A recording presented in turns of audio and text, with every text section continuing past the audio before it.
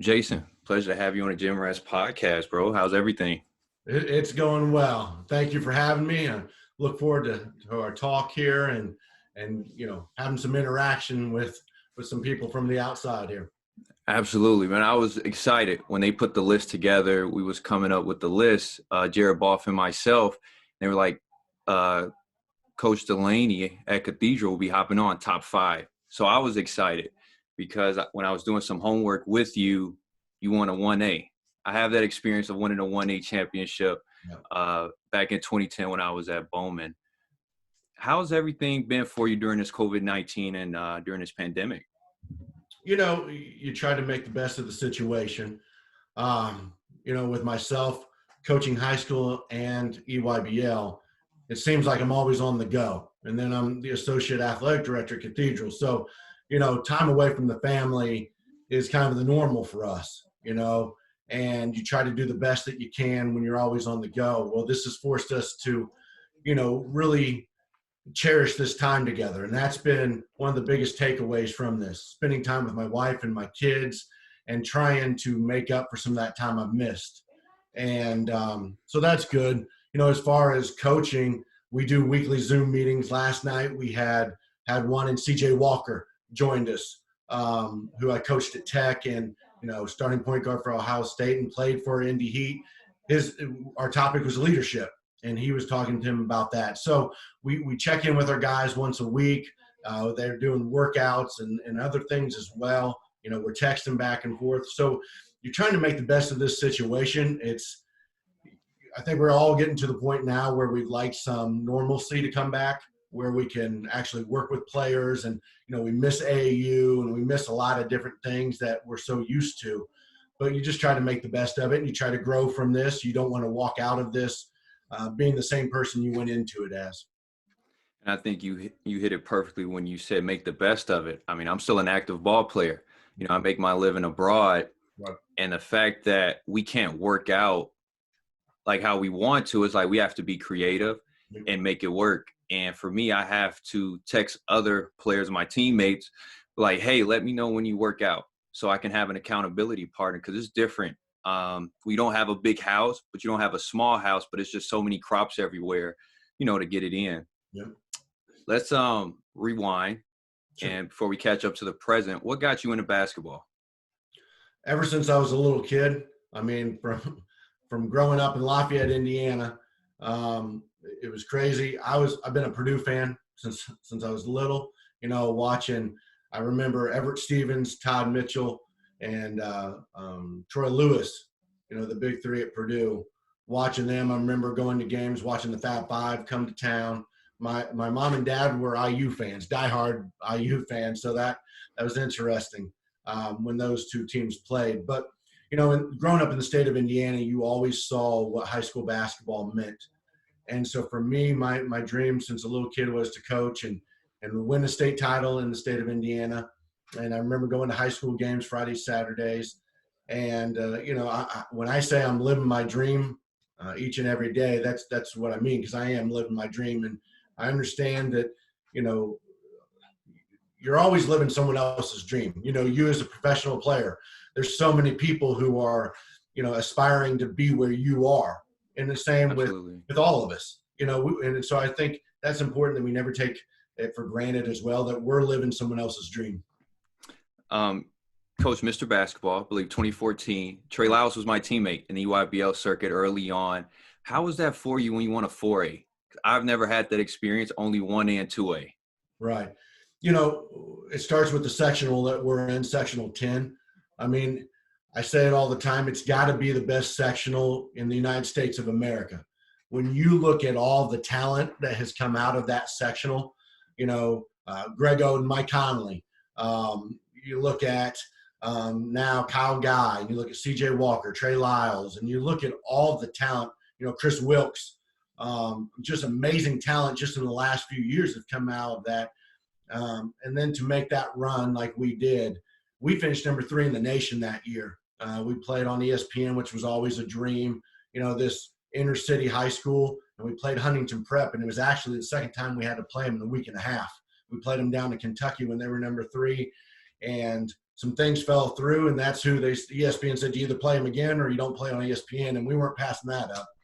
But to win that 4A state title is something that you cherish. It was really neat this fall. Trey texted me because they're doing this documentary that the last year we were together, we let, one of our parents kind of follow us around and behind the scenes record it.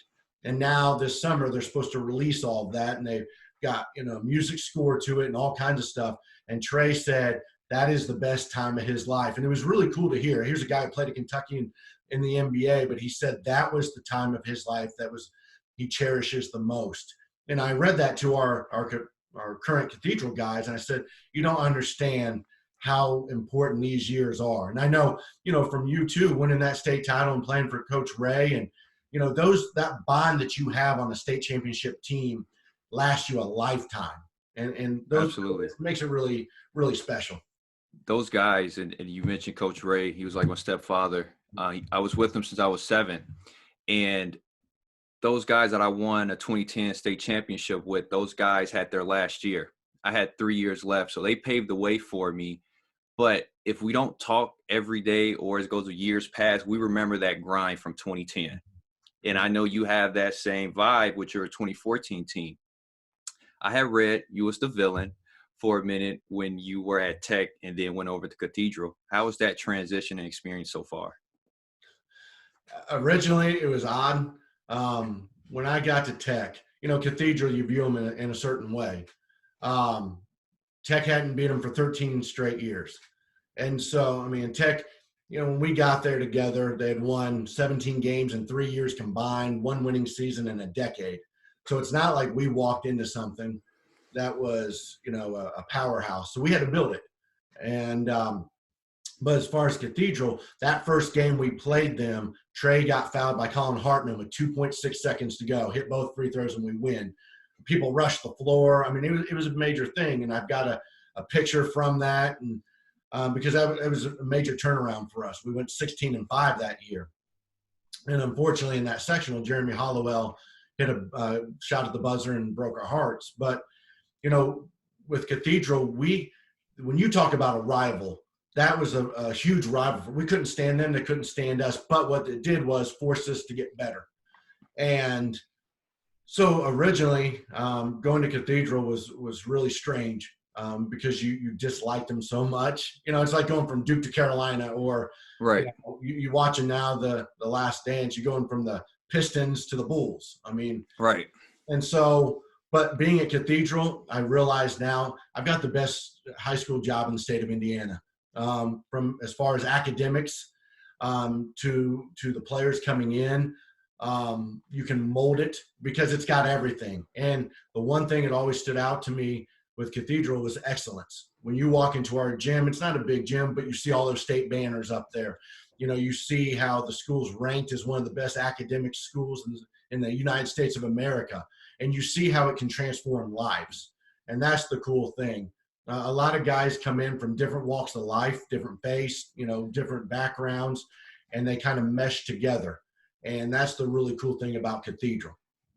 I think you're really cool, Coach Delaney, because not only do you coach Cathedral, which is a rich program, but you also coach the 17U EYBL men's basketball team.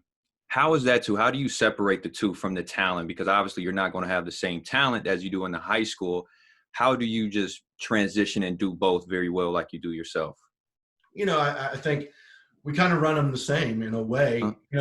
Our big, Andre Wright and I came in together, and we work really, really well together. He now he's with me with Cathedral, and he teaches at Cathedral and does a great job there. So we've been together this whole run.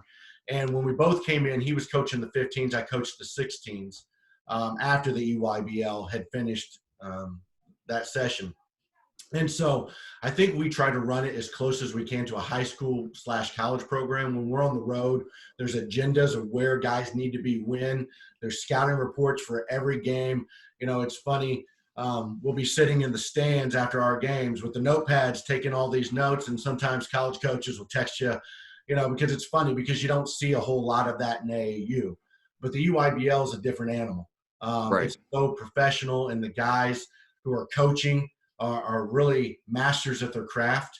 I remember 2 years ago at the Peach Jam, we're playing Oakland Soldiers, and they're calling out our plays. And I was so impressed by that, Uh-huh. that, in AAU, you get that. But EYBL is a total different animal. And so I think we try to run as close as we can. Our job is to help these guys achieve their dreams. We're not going with them to college. So I always say their dreams, because you got to work for your dreams. And you find those people along the way that can help you. And that's what we do with Indy Heat. We help guide them to their dreams. And so part of our job is preparation for college. And so we try to prepare them to be on the road and to handle their studies and to be students of the game, because they've got talent or they wouldn't be on the EYBL team. Right. Our job is to help do some of the other things that you don't always see on the court. Absolutely. And we're going to go to Peach Jam, because I was a huge fan of Peach Jam. I was blown away, Jason, when I went and I saw all these coaches, because I was with Marcus Teague and Deshaun Thomas in that era with Gym Rats. And I'm like, they're here to see Marcus and they're here to see Deshaun. And I'm like, how can I fill in the gaps so that I can get the same looks? And I found out, like, if I'm playing with Deshaun and Marcus, I will make their job easier by guarding their best man and also crashing the glass, backdooring, doing what I can so I can play my part so we can win. But the talent, the competition, the people you see that come through the back, where the food is at? Underneath. I'm like, that's Doc Rivers. Gary Betts. We got blew out by Team Takeover. And Gary Betts, he's crazy. He said, Doc, come talk to these kids. They just lost by 40. And at that time, we had Yogi Ferrell on our team as well. So, but just the competition that I've experienced, how have you saw Peach Jam from your eyes? I always tell people, winning the state titles was amazing. Being in Bankers Life, when we won it at Tech, because Greensburg and Bowman actually played right before us in the 3A game. And with us, getting there for the first time in forever, it was sold out. And that was a great atmosphere. But there's nothing like Peach Jam. As it's a smaller gym, but above you, when those people are packed so deep and they're staring over each other, and when something great happens, that roar of the crowd, Peach Jam is the ultimate platform, the ultimate stage for players. And that's why it's so huge, for people to play on that. One, you're going to get challenged, but two, you're going to be able, you go out there and you perform, a lot of opportunities are going to open up for you. But Peach Jam, just being there is so amazing. You have all those coaches over there. The stands are packed. And it's such a great opportunity. As you said, Kevin Durant's walking through there, Shaq's walking through, Scottie Pippen, and then you throw all the coaches in. It's just an amazing atmosphere, and we were kind of on the flip side of it last year. We were playing Why Not with 6 top 50 ranked guys. And then there's us. We were picked last year to finish 37 out of 40 preseason. Wow. And we ended up making it to the final 8. But we're at Peach Jam, and the first game we had to play was Vegas Elite with Josh Christopher, and we win that game. They were the highest scoring offense, and we held them, and we won that game. But we're getting ready to play Why Not. It's sold out. They're not letting people in anymore, and it's packed, as you know, to get into the gym. Right. They asked us to move to the side. We're getting ready to play. They asked us to move to the side because they have all the cameras following Why Not, Jalen Green and all these guys. And like it was so funny. They say, you get out of the way, and they lead them in with all the cameras, and then we come in and win by 18. And that's what Peach Jam can do too. The true teams, you can really shine on that platform, and then people take notice. We beat Mac Irvin last year. We set the Peach Jam record, beat them by 50 last year. We beat Vegas Night Riders with Scotty Barnes and Isaiah Todd. We beat them by 30. Like, the run that we made at Peach Jam last year was so fun. And now we had 1 kid, I believe, or 2 kids going into it that were ranked. Now we ended up with like 5 guys ranked. That's what the platform Peach Jam can do for you. What's your coaching philosophy? Because I hear, the success. And for those who are wondering, like, what's Coach Jason's philosophy? How would you present your philosophy to the game of basketball? I'm very demanding, to be honest with you. I'm demanding myself, the coaching staff, and the players. Who I am off the court is not who I am. I've always been intense. I was a real quiet kid in school, but you get me on the basketball court, and, I just did my role of what it was in high school. But there was that intensity when I got on the court. When I coach now, there's that intensity because I love what I do. It's not a show, it's who I am. And players pick up on that. We could be winning by 30, losing or whatever. I'm going to coach every guy the same because that's what they deserve. As CJ talked about yesterday to our team, and Trey and some of those guys and guys now that play for us would tell you, you're very demanding, but there's also that relationship you have as well because they see you have your best interest. Absolutely. Offensively, guys love to play in our offense because there's structure and a framework to it, but there's so much freedom in that offense. We finished as the third scoring team last year in the EYBL, and then this year at Cathedral, out of 410 teams, we finished fifth. So it's a fun offense to play in. Defensively, we get after it, but I think, just kind of the philosophy is the players know that you have their best interest and you're trying to help them achieve different things, but they're going to be pushed. So the great players who really want to get somewhere with it, they buy into it and they love it. And so that's part of the fun with it as well, is that you're doing this together. And like I try to model that hard work, especially when we're doing, the workouts, and whether it be EYBL or Cathedral, we're in there and I'm in, I'm 43 and I have, my shorts and everything on. I'm playing defense and everything. Not that my defense was ever very good, but, you're doing it together. And I think people see that. Oh, absolutely. And I appreciate you sharing that, Coach Delaney. Also, do your high school players ask you like, hey, coach, do you think we should be compensated? What's your thoughts behind the NCAA, compensating athletes for their likeness? I think that's a great question. You can remember a lot of times, like the Fab Five changed everything. Right. I remember short shorts when I got into high school, but by my junior and senior year, those were down to our knees. We were wearing black shoes, black socks, all that. That's the era that I grew up in. Right. And so, why those guys struggled, Nike and Michigan were selling a lot of stuff. I kind of go back and forth on it, to be honest with you. Right. A scholarship and everything. Sure. Also, people are making a lot of money off of you too. And No doubt. can't blame anyone for leaving early or, skipping now college to go to the G League to make money, because everyone's situation is different. And Absolutely. so, you got to change with the times. And I think we're to that change of the times now, where guys are going to get paid for their likeness and stuff, because you can't stay the same. You can't say this is how we've always done it. Same with coaches. You can't, 10 years from now, I can't say, well, that's how we've always done it. You got to evolve and change. And speaking of like likeness, you have players that already have a brand within their social media. They already have the blue check and the verified account. And you're like, wow, this kid's not getting compensated, because most NBA teams now only have to go through your social media because they know what type of kid they're getting. So I appreciate you, Coach Delaney, sharing your opinion on that. And last thing, what is your favorite moments as a head coach? Because as a player, mine's is dunking, fast break, if I get a block shot, and taking a charge, because at the next level, it's different when you take a charge. Yeah. You know what I mean? So what's your favorite moments as a head coach? I think when you're on a run, like you said, like you can tell when your team's on a run and your opponent's kind of on the ropes, and then you have that breakaway with the alley-oop or a slam dunk or something, and they've got to call a timeout.